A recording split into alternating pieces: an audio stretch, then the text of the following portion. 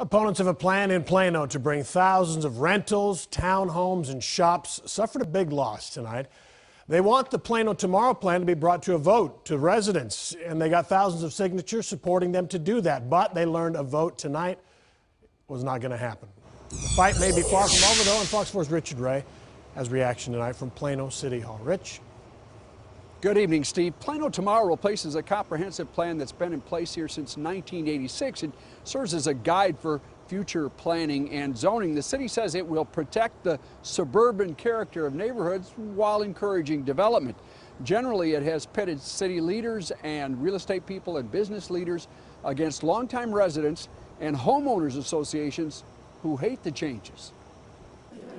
The debate over Plano Tomorrow has raged for months. When opponents failed in September to convince the city council not to pass it, they responded with a petition drive. More than 4,000 signatures demanding the city put the comprehensive plan to a public referendum. A group called Plano Future came tonight dressed in red, holding signs, "Citizens don't count," turning their backs on the council. Still battling to stop a plan they believe will flood their city with apartments and multifamily dwellings. Plano Future has threatened to sue if they don't get their public vote. It's a last resort. We think we should have a responsive city. The voters always have the opportunity to make themselves known at the polls as well. The city hired an outside attorney who told them state law prevents it from holding a vote to repeal Plano Tomorrow because it involves zoning. Whether you like it or not, this citizen petition does not authorize you to call an election. Opponents have hired their own attorneys and argue just the opposite. Asked our lawyers to take a look at it, and they're very clear. The comprehensive plan is not a zoning plan, and it is subject to referendum of the people. Far from ignoring citizens, says Plano's mayor, the council spent 27 months working with them. We incorporated many of their suggestions within the plan. We ultimately disagree really on a lot of the misinformation that was propagated about the plan.